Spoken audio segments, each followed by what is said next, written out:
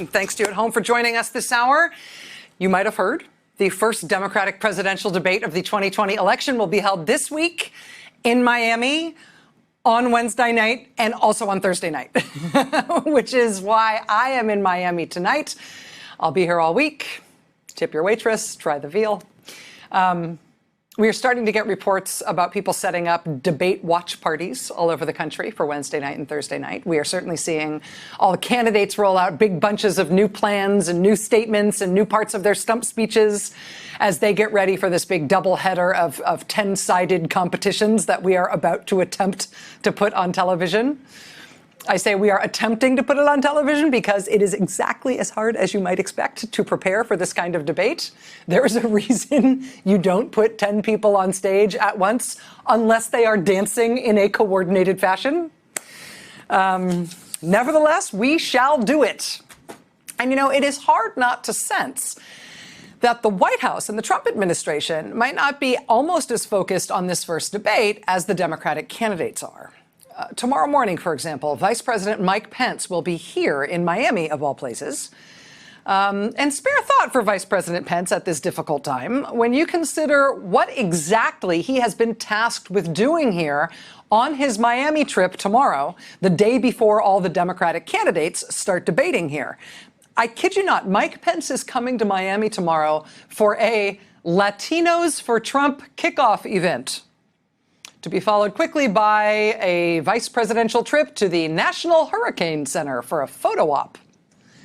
Given the almost unimaginable catastrophe of the Trump administration's response to Hurricane Maria in Puerto Rico and their unrepentant blame everybody else response to the deaths of nearly 3,000 American citizens in that disaster, you might not expect the Latinos for Trump kickoff event to be punctuated by a visit of Vice President Mike Pence to the National Hurricane Center for a trip down memory lane as to how the Trump administration fatally botched that hurricane response in Puerto Rico.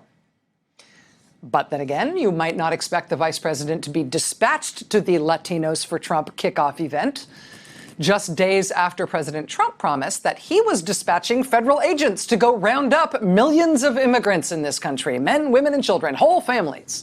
The president promised the nationwide raids were coming. Then this weekend, not just presidential chest pounding, but actual Homeland Security Department plans to round up about 2,000 people, mainly families, on Sunday of this weekend. That was reported first by the Washington Post and then soon confirmed by other news organizations. No sooner was the round up all the immigrant families on Sunday morning plan confirmed than the president himself got back online and announced that actually he had called off those raids, quote, at the request of the Democrats. So over the last few days, the president has crowed to the country, and in particular to all the millions of immigrants living in this country, that the house-to-house, church-to-church, school-to-school mass roundups are about to begin. And maybe it's going to be for millions, or maybe it's going to be for thousands. But then, no, whiplash. He's only staying his hand and stopping that for now because the Democrats asked him to. And now, Vice President Pence, would you please go to Miami and kick off the launch of Latinos for Trump?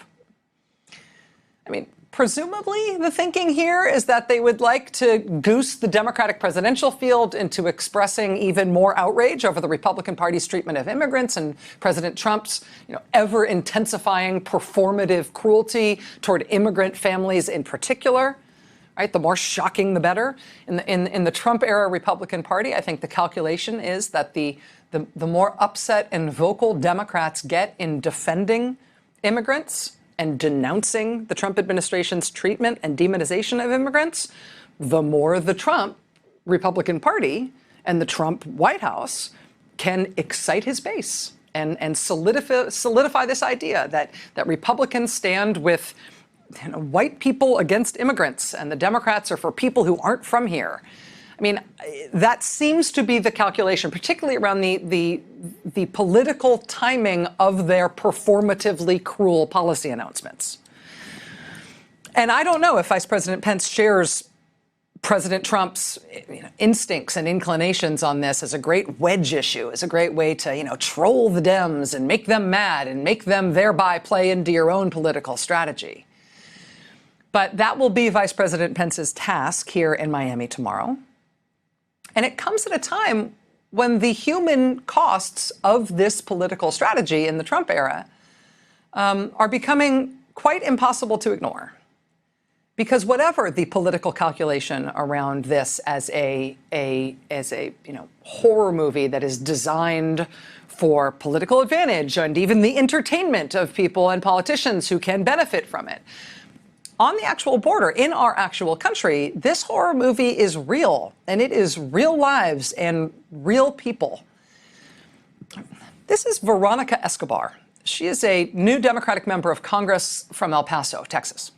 When Beto O'Rourke gave up his seat in the House to run for Senate against Ted Cruz, a race he came very close to winning, which launched his presidential bid, it was Veronica Escobar who ended up running as the Democratic nominee to succeed Beto O'Rourke for that seat. It was a six-way Democratic primary for Beto O'Rourke's seat, and Veronica Escobar won it running away of 61% of the vote. On election night in 2018, she became the first woman to ever represent that district in El Paso.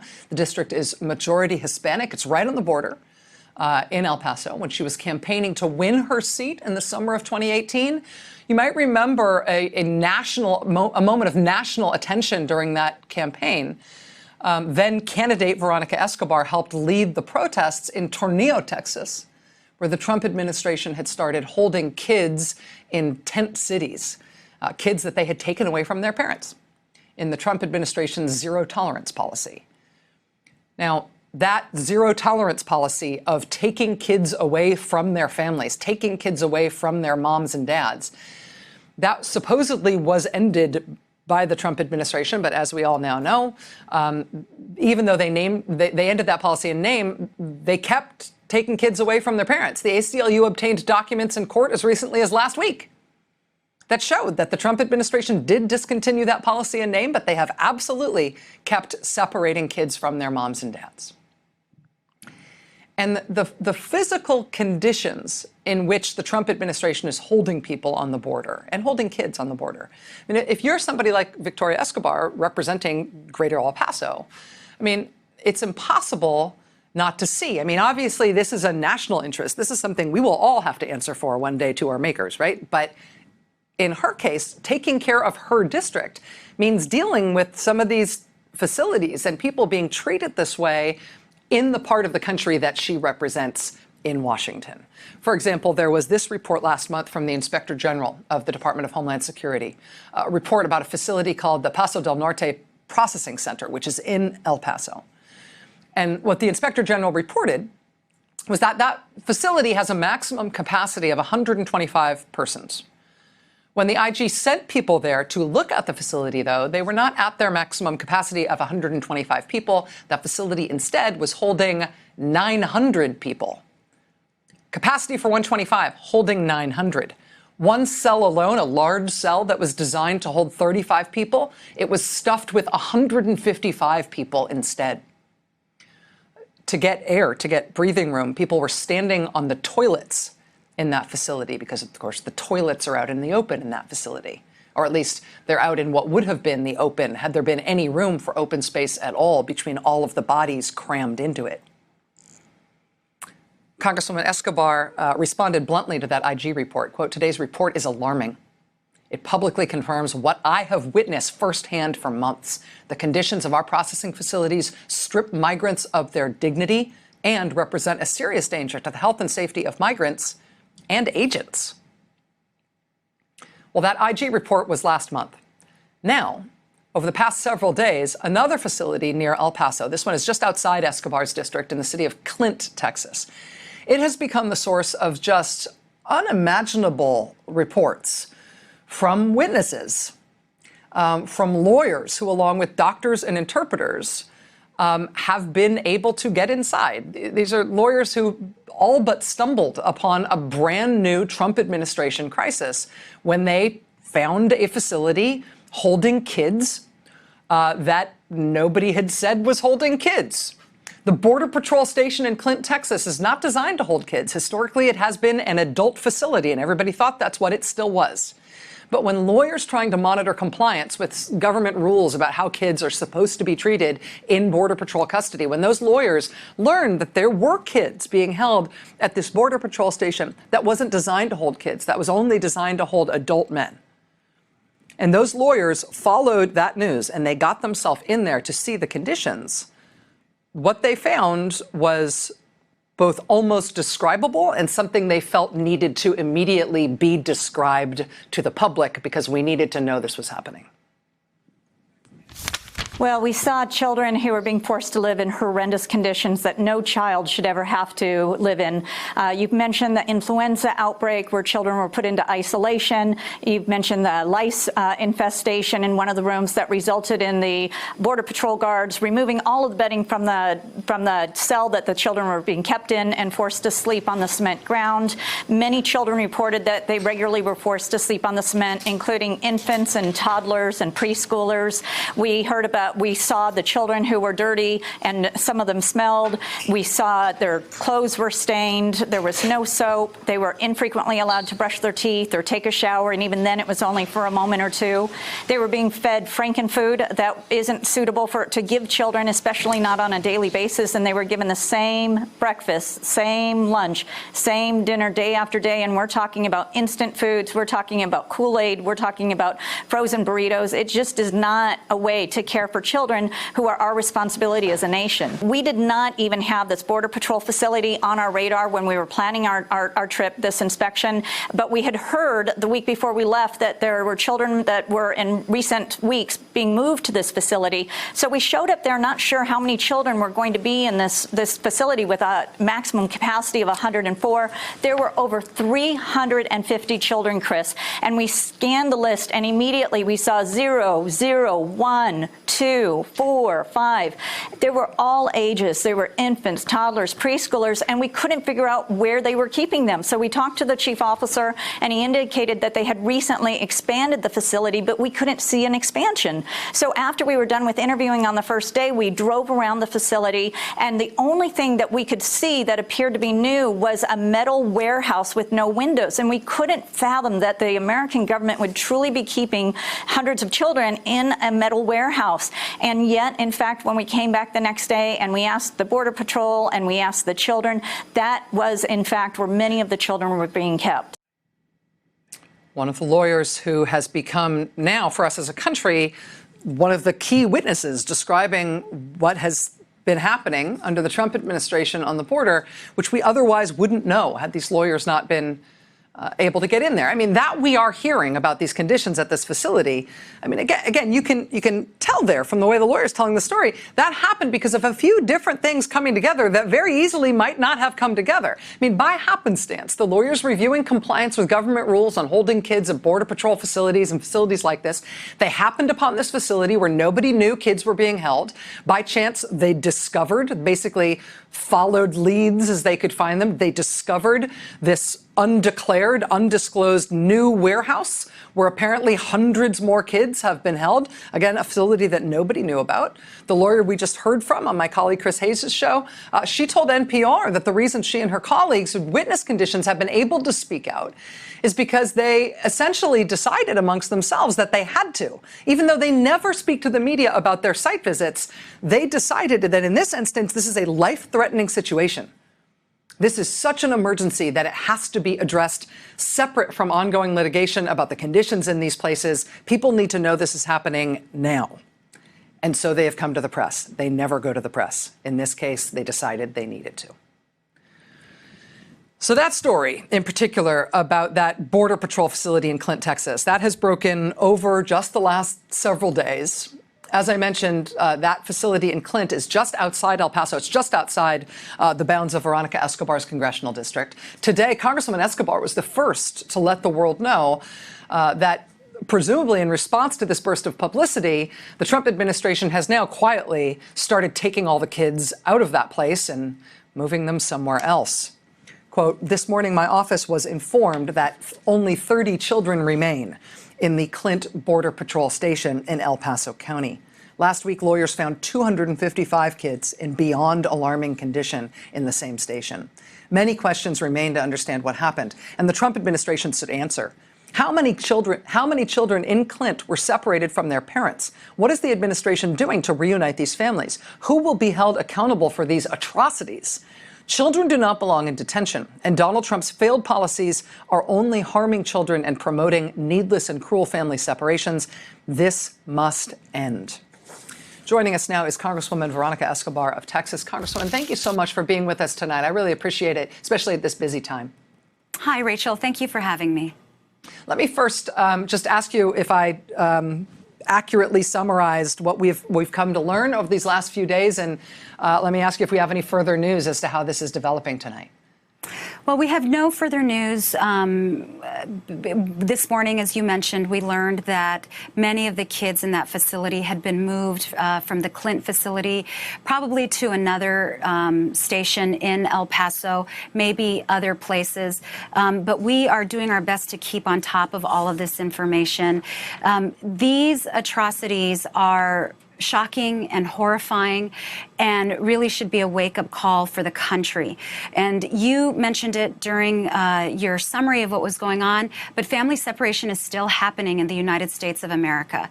And the Trump administration, in its efforts to criminalize asylum seekers and to erode the protections that asylum seekers have, looks for other ways to criminalize people. And when they do criminalize adults with children, frequently they separate them, and that's why, in part, family separations are still occurring. One of the things that was so horrifying and so, I think, morally wrenching to the country when we first learned that the Trump administration had gone ahead with this policy of taking kids away from their mothers and fathers and instead holding them alone. One of the things that was so, I think, disturbing in an ongoing way is when we learned in detail, including in much later detail in court cases down the line, that the Trump administration hadn't really made any effort whatsoever to track parents, to track family members and kids after they were separated. They hadn't created databases. They hadn't linked these kids administratively at all to their families, making it essentially a matter of luck, an extraordinary effort by advocates to try to get these kids reunited. Them not setting up a system when they were taking these kids away was just horrifying. Do we know if they learned at least that lesson? If kids are still being taken away now, and you're reporting that they are, and we've had these reports that they are, do we at least know if they are tracking them? We don't, and we don't know what the plan is for reunification, and that's what I asked in part in a letter that I sent late last week after the news broke to the CBP commissioner and to the Border Patrol chief. What are they planning on doing to reunite these families? Many of these children, Rachel, should not have been separated in the first place. Many of them have family members. They shouldn't be in these conditions at all. And in some respects, things are worse today than they were a year ago when it comes to the conditions for these kids. Because a year ago, the country was paying attention. The country thought at some point that it was going to end. And then as the news broke that families were starting to be reunified and that lawyers and activists were helping track folks, I think for a lot of the country, people thought, okay, it's over. Now we just need to reunify them. Well, it's not over. And we don't believe that the system has gotten any better. And part of what is also really heart-wrenching about this is that many of the separations are absolutely needless. They don't have to happen. It's a decision by the Trump administration to do it. Do you think that, I mean, my sense in reading this stuff, my sense in looking at the footage of these lawyers trying to basically alert the country saying, it is not our job to do this. We don't make public reports on our site visits. We're breaking our own rules in order to tell you because we're so horrified. Looking at the news coverage, first in the Associated Press, NPR, Washington Post, ABC News has done amazing reporting on this, seeing this start to build as a national story that's getting bigger and not smaller over the course of these last few days. I feel like America's moral conscience has been hit again by this, and that people are worked up and upset about this. Do you foresee that people are going to be out protesting at these facilities again? I mean, I know that you helped lead protests at Tornillo when we first learned that kids were being taken there. I know that in El Paso there has been marches and support and demonstrations. Do you sense that's where this is going? I do. And I have to tell you, we need to sustain that outrage. We need to sustain that sense of desperation because this is not changing. It's not getting any better. Part of what is happening that's so deeply troubling is that as HHS, the Health and Human Services Agency, runs out of bed space, the Border Patrol is having to hang on to kids longer. And I do want to say, Rachel, that it is not just incredibly heart-wrenching and horrific and atrocious for the children, but I do want to say I have heard from many agents who are distraught, overwhelmed, just completely beyond themselves with what is happening and what they are being tasked to do. And so I do want to say that it's impacting absolutely everybody. The communities, my community has been generous and kind, but is absolutely worn out. The fact that we face this day in and day out. But you know, I get asked frequently from other folks, what can we do? Should we protest? How do we react to this? And we have to figure out as a country how we deal with this. Congress is going to do everything we can every step of the way in the House, where we have a majority to be a check and a balance on this administration. My colleagues and I are constantly working, looking for ways to prevent the administration from doing what it's doing. I passed an amendment to end zero tolerance. Colleague after colleague after colleague is working on legislation. But the general public needs to stay in tune with what's happening, not lose our sense of humanity and compassion, and we have to demand change. Keep pushing on Congress. Keep pushing on the administration. Do not let these lives, especially the lives of the most little and vulnerable among us, go unnoticed as they have to live through what they're living through right now at the hands of the American government. Congresswoman Veronica Escobar from Texas, from the great city of El Paso. Thank you so much for joining us tonight. Thank you, Rachel. You know, keep us apprised in the days ahead. You played a really important role today in letting us know about those kids being moved out of that Clint facility. To the extent that they are letting you know things, please let us know too. We will. Thank you. Thank you. All right, much more ahead tonight. Stay with us. Hey there, I'm Chris Hayes from MSNBC. Thanks for watching MSNBC on YouTube. If you want to keep up to date with the videos we're putting out, you can click subscribe just below me or click over on this list to see lots of other great videos.